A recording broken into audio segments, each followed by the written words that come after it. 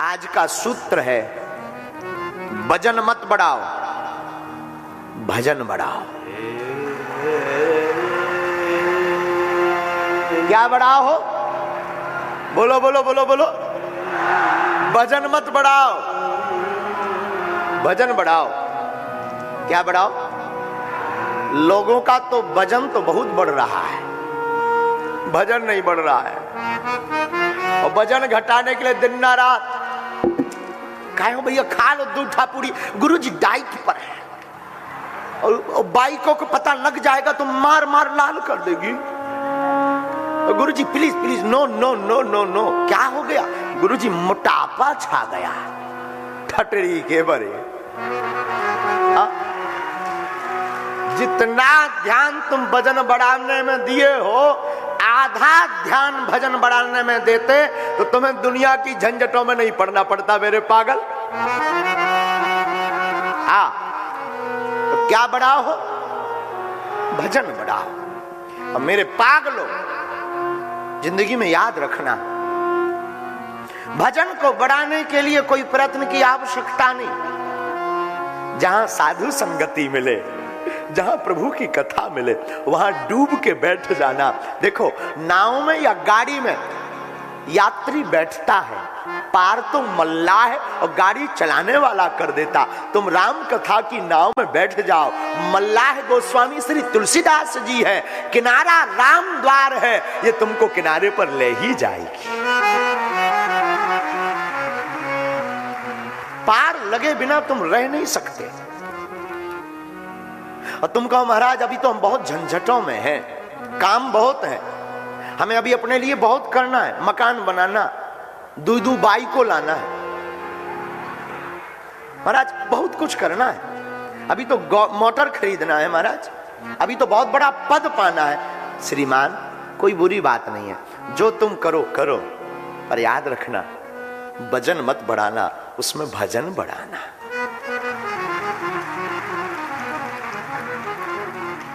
यहाँ इस कथा में बड़े ही स्नेही हमें बताया, हमारी दूरभाष के द्वारा मीडिया पर चर्चा हुई थी। श्रीमती साहब जी, आप भी बैठे हैं और आपसे हम कहेंगे कि आप राजगद्दी राजनीति के आदमी हैं, और हम आपको निवेदन करें, हमारी व्यासपीठ राजनीति से तो बहुत दूर रही, पर हम आपको कहते हैं, जिंदगी में जब व्यक्ति इसके वजन की जगह इसका वजन बढ़ाने लगता है तो उसकी दुनिया में तू तू बोलती है।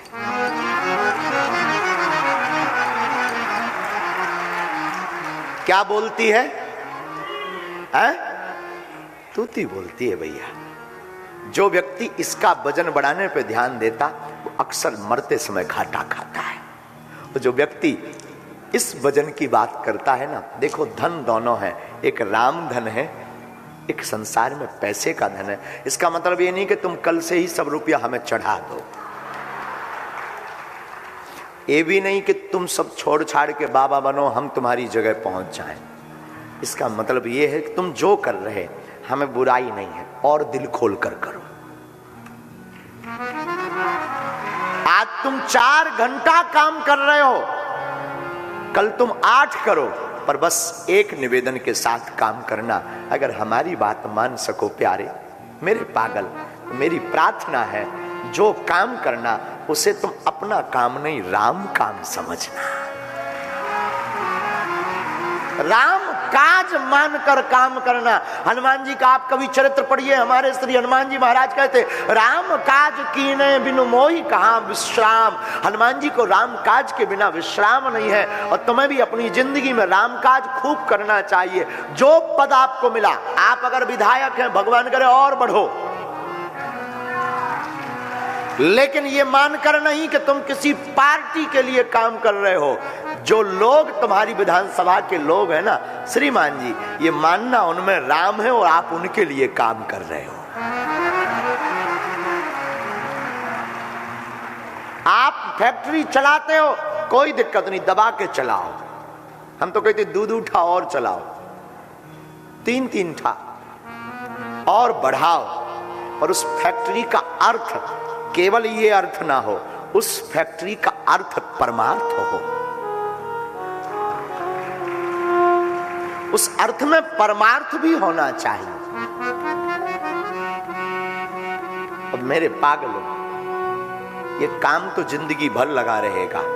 जब तक रहेगी जिंदगी फुर्सत ना मिलेगी काम से। कुछ वक्त ऐसा निकालो, आओ प्रेम करें श्री राम से। 365 दिन तुम्हें काम करना है। 365 दिन तुम्हारी जिंदगी में आपा धापी मार पीट दौड़ धूप लगा रहना। आओ 7 दिन रेशम बाग में राम के चरणों में गुजारे।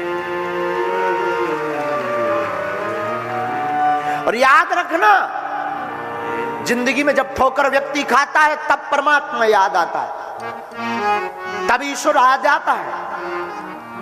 और ठोकर खाना भी कोई बुरी बात नहीं है, ठोकर मिलनी चाहिए। बिना ठोकर के इंसान आगे बढ़ नहीं पाता है। संघर्षशील व्यक्ति को होना चाहिए। गिरकर उठना, उठकर चलना, यही जिंदगी की नीति और रीति है। और तुम अगर असफलता मिल भी रही, घबराओ मत। मोरियानी जी, सोपती जी जब हमारे पास पहुंचे, कहा महाराज जी की बहुत विघ्न बन रहा। हमने कहा श्रीमान कोई दिक्कत नहीं, भव्य और दिव्य होगी, हमें अपने इष्ट पर भरोसा है। और मेरे पागलों, अगर तुम्हें ठोकर लगती भी है तो ठोकर को मुस्कुरा करके सहो। ठोकर इंसान को बलवान, ध्यानवान, ज्ञानवान, बुद्धिमान बनाती है। याद रखना, शाम सूरज को ढलना सिखाती है, समा परवाने को जलना सिखाती है। गिरने वालों को होती है थोड़ी सी तकलीफ, पर ठोकर इंसान को चलना सिखाती है। कितनी भी ठोकर खाओ लेकिन मुस्कुराओ। ठोकर खाओ और मुस्कुराओ। किसी गांव में एक किसान रहता था।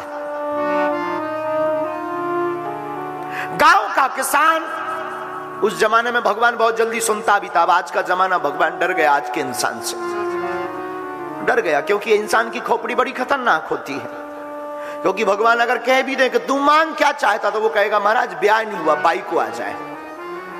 और अच्छा भगवान कह भी दे जा तेरा ब्याह हो जाएगा, लुगाई मिल जाएगी, तो वो फिर कहेगा कहां मिलेगी। अगर इतने में काम चल भी जाए तो बात बने, भगवान चुप हो जाए, तू चुप हो जा, वो पूछेगा नाम क्या होगा। अगर भगवान बता भी दे कि उसका नाम ये होगा, और उसके बाद भी अगर मैटर क्लोज हो जाए, चैप्टर बंद हो जाए, तो बात बने, वो फिर पूछेगा गोरी होगी कि काली। और अगर वो बता भी दिया जाए तब भी बात बन जाए, तो कोई खबर, कोई हौस, कोई बहुत अच्छी बात, तब वो फिर पूछेगा कहां रहती है, नागपुर में या बाहर पूना में। अगर वो भी बता दिया जाए और बात बन जाए तो कोई बात ठीक है, मैटर क्लोज हो, लेकिन उसके बाद फिर पूछेगा गुड़ी होगी कि अवगुड़ी। संसार के प्रश्न कभी खत्म नहीं होते। ये खोपड़ी है, खोपड़ी इसका नाम ही इसीलिए पड़ा है, ये खो गई और पड़ी है इसलिए खोपड़ी है। उस जमाने में भगवान बहुत जल्दी सुनता था, आज के जमाने में डरने लगा, खासकर नागपुर वालों से। उस किसान ने कहा भगवान, ऊपर से आवाज आई हाँ बोलो माय डियर। किसान ने कहा तुम बड़ा पगला है, बेडे। भगवान ने कहा क्यों? वाह, जब पानी चाहिए तब तू धूप निकालता, जब धूप चाहिए तब तू झमाझम बारिश में सब बहा देता, जब तूफान नहीं चाहिए तब तू इतनी तेज हवा चलाता कि सब उड़ जाता। तुझे किसानी करना आती नहीं है, और खेती किसानी तूने की भी नहीं, तो आपको कृषि का काम आता ही नहीं है। भगवान ने कहा तो क्या करें? बोले अगर तुम्हारा हौस हो, तुम्हें अगर कोई दिक्कत ना हो तो एक काम करो, 1 साल के लिए मैनेजमेंट मुझे देकर देखो। मैं टाइम पर जब बारिश चाहिए तब मैं करूंगा, जब आंधी चाहिए, जब धूप चाहिए मैं लूंगा, फिर देखो तुम, पूरी दुनिया खुश रहेगी। भगवान ने कहा मान जा। किसान बोला क्षमा करना, मैं बहुत अच्छी बात बोल रहा हूं। भगवान ने कहा ठीक है, 1 साल का मुखिया तू जा, जो करना है सो कर। और किसान तो बड़ा खुश। उसने कहा कि अब पानी होना चाहिए, पानी झमाझम बारिश हुई। उसने बीज डाला, बीज अंकुरित हुए, प्रकट हुए, बीज से पौधा बाहर निकले। उसने कहा अब धूप होनी चाहिए, धूप निकली। किसान बड़ा खुश, क्योंकि पौधा उसके सिर के ऊपर, गेहूं की बॉल सिर के ऊपर लंबे लंबे पौधे, बड़ी बड़ी बाल, बड़ी बड़ी बाल। किसान बड़ा प्रसन्न है। धीरे धीरे टाइम बीता, काटने का समय आया। उसने जब खेत को, गेहूं को काटा और उनको निकाला तो भौचक्का रह गया। पौधे तो बड़े थे, बाल तो बड़ी थी, उसमें अन्न का, गेहूं का एक दाना भी नहीं पड़ा। चौंक गया। भगवान की तरफ देख करके कहता है कि आखिर ये हुआ क्या? भगवान ने कहा, बेटा तू अपने हिसाब से सब कुछ करता रहा, पर एक भी अंकुरित दाना उस बॉल में नहीं आया, बाल में नहीं आया, उस बाल में एक भी दाना नहीं प्रकट हुआ। कारण क्या है? बोले बेटा मैं तूफान चलाता हूं, आंधी चलाता हूं, हवा का झोंका लगाता हूं, गेहूं लहलहाते हैं, पौधे लहलहाते हैं, लेकिन उस झोंके में इनकी जड़ें मजबूत हो जाती हैं और ये ठोकर खा करके खड़े हो जाते हैं और ये फिर बहुत बड़े हो जाते हैं। तूने सर्व सुविधा दी है, इसलिए इसके दाने से वंचित रह गया। आप अपनी जिंदगी में भी एक बात याद रखना, तुम अपने शरीर को सब सुविधा दोगे तो शायद तुम्हारा शरीर भगवान का भजन ना कर पाए, शायद तुम मंजिल तक ना पहुंच पाओ। इसलिए मेरे पागलों, अगर तुम्हें ठोकर लगती है निराश मत होना, अगर तुम्हें कोई धक्का दे रहा निराश मत होना। संघर्ष करने वालों को जरूर मिलता है मेहनत का फल और समस्या का हल।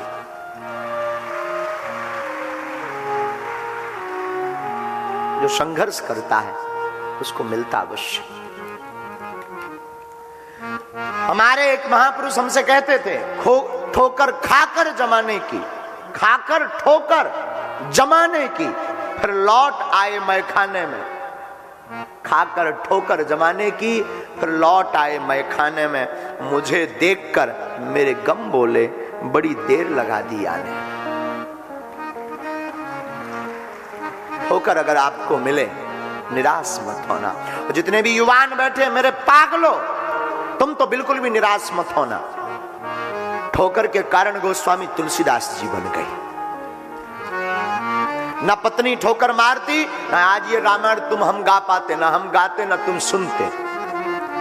एक व्यक्ति हमसे बोला कि महाराज तुलसीदास जी की कोई महिमा नहीं है, वो तो उनकी लुगाई की महिमा है, बाइकों की।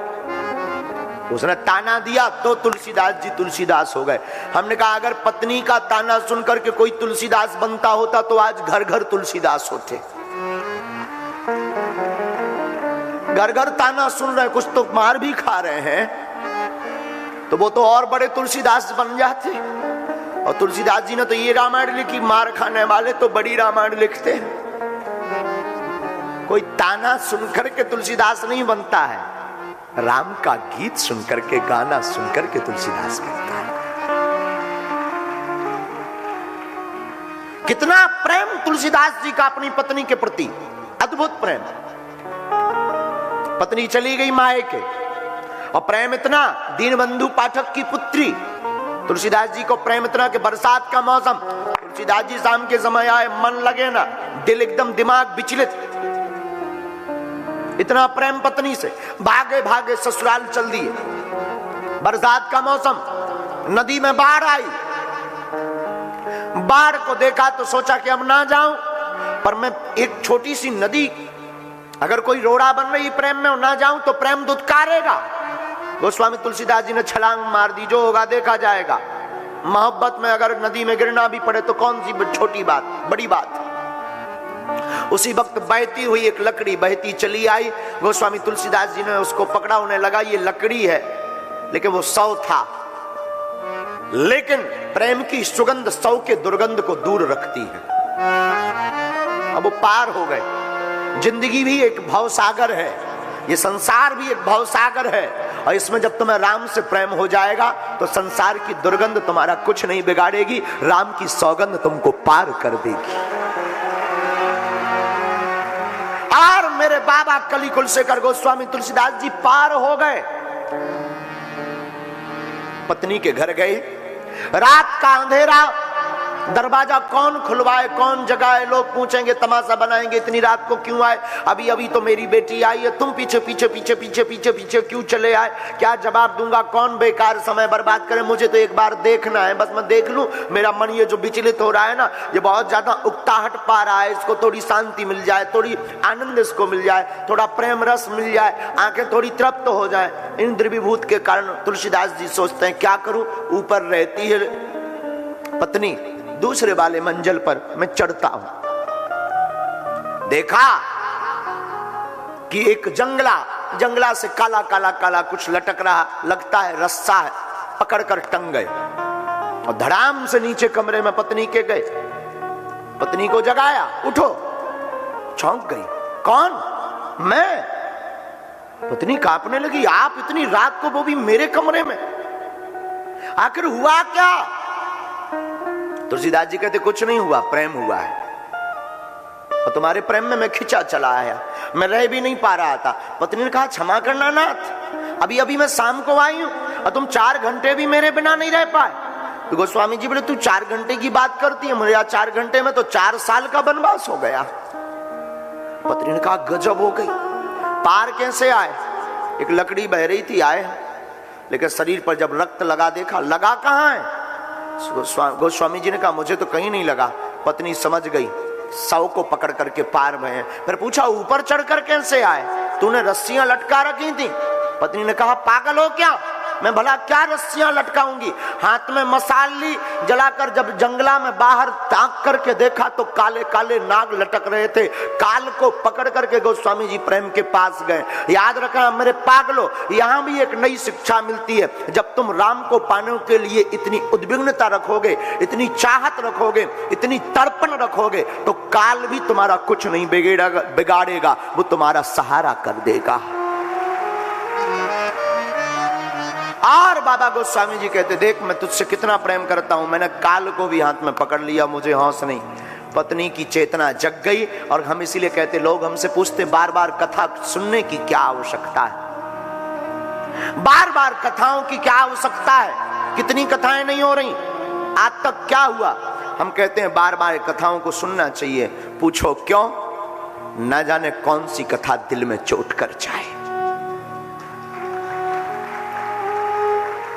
गोस्वामी जी से कितनी बातें नहीं की होंगी उनकी पत्नी ने, तुलसीदास जी से, आज तक चोट नहीं की। आज पत्नी ने हाथ जोड़कर कहा, नाथ, जितना तुम मेरे इस हाड़ मांस के शरीर के लिए, जिसमें केवल और केवल दुर्गंध है, और आप कभी कल्पना करना अपने शरीर के ऊपर, और जिस शरीर से तुम लोग प्रेम करते, हम लोग प्रेम करते, उस शरीर के लिए कभी कल्पना दिमाग में लाना। आंखें, अगर प्रातः काल आंखों में गंदगी निकलती है, कानों से भी गंदगी निकलती, नाक से भी गंदगी निकलती है, पेट में तो गंदगी भरी पड़ी है, मलद्वार में तो गंदगी निकलती निकलती, और हम लोग इतने मूर्ख हैं कि नरक से ही प्रेम करते हैं। उनकी पत्नी ने कहा, नाथ, जितना तुम मुझसे प्रेम करते हो, इससे आधा भी अगर ईश्वर से प्रेम किया होता तो आज तुम्हें परमात्मा मिल गया होता। और फिर क्या? गोस्वामी जी की चेतना जगी, और चेतना जागी, ठोकर लगी, और ठोकर लगी तो गोस्वामी जी से फिर गोस्वामी तुलसीदास जी बन गई। तुलसी से तुलसीदास बन गई। और मेरे पागलों, हमने आज बैठते ही मंगलाचरण में एक बात बोली है, तुलसी तुलसी सब कहें, तुलसी बन की घास, कृपा भई रघुनाथ की, सो हो गए तुलसीदास। कहां तुलसी, कहां तुलसीदास? ठोकर खाई, तुलसीदास बन गए। और आज की कथा में हम तुमसे प्रार्थना करें, तुम्हें ठोकर लगे, निराश मत होना, अपने लक्ष्य के लिए बढ़ते जाना, एक दिन सफलता कदम चूमेगी। संकट आवे, कष्ट आवे, घबराना नहीं, भगवान की कथा में आकर बैठ जाना। संकट और कष्ट, दुख भगवान की याद कराते। भगवान की याद तब आती जब ठोकर लगती है, और तुम्हें ठोकर लगी तो निराश मत होना, समझना तुम्हें हमारे प्रभु ने याद किया है। ठोकर से मत रो, ठोकर के लिए मत रो कि लोगों ने ठोकर दी, रोना है तो प्रभु के लिए रो।